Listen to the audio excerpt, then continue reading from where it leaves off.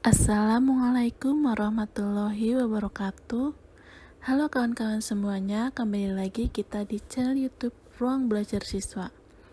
Pada kesempatan kali ini saya akan membahas materi PPKN mengenai hubungan pemerintah pusat dan daerah. Ayo kita sama-sama simak materi berikut ini.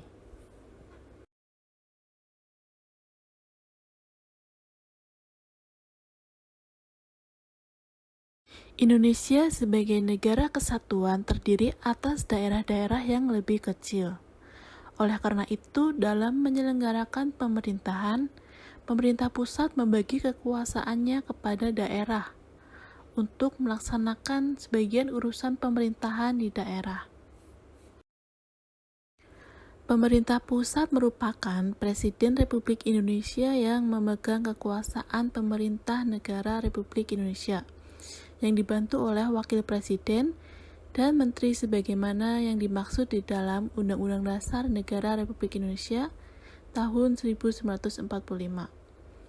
Lembaga penyelenggara pemerintah pusat dan fungsi pemerintah bisa kita simak bersama-sama.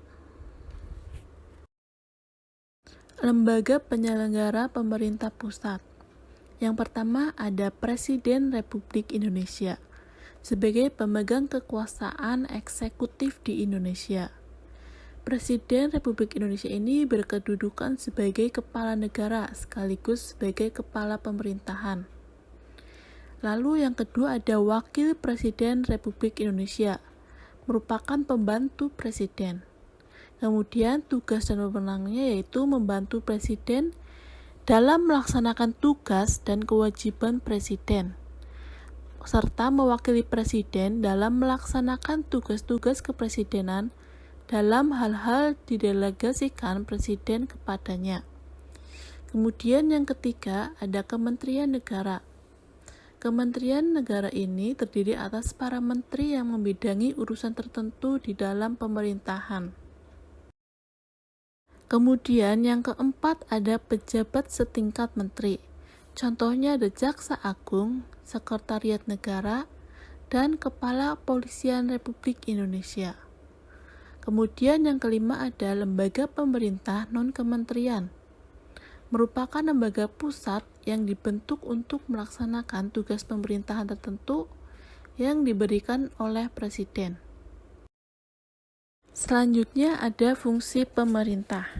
Pemerintah dalam suatu negara pada hakikatnya hadir untuk melayani masyarakat.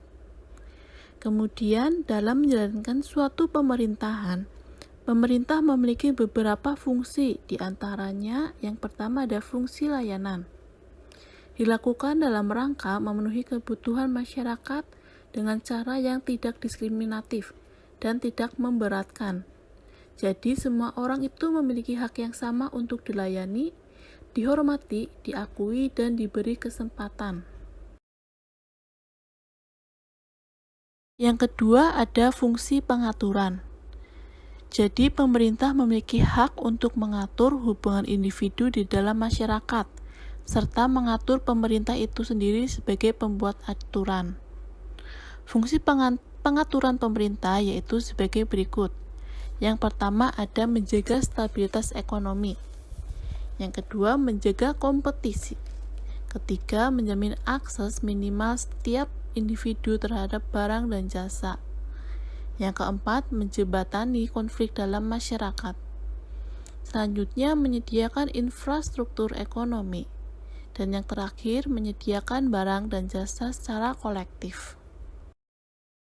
Kemudian fungsi yang ketiga ada fungsi pemberdayaan. Dalam fungsi ini pemerintah hanya berperan sebagai fasilitator dan motivator untuk membantu masyarakat dalam menemukan jalan keluar dalam menghadapi setiap persoalan hidup. Kemudian peran pemerintah di dalam menjalankan fungsi pemberdayaan ini yaitu dalam bidang pendidikan, misalnya meningkatkan pengetahuan masyarakat, serta meningkatkan keterampilan masyarakat. Yang kedua, di bidang ekonomi. Misalnya itu membantu meningkatkan perekonomian masyarakat melalui bantuan permodalan. Yang ketiga, ada bidang sosial budaya. Misalnya membantu masyarakat dalam menyediakan sarana prasarana sosial budaya seperti dalam hal keagamaan, kesehatan, kesenian, dan olahraga.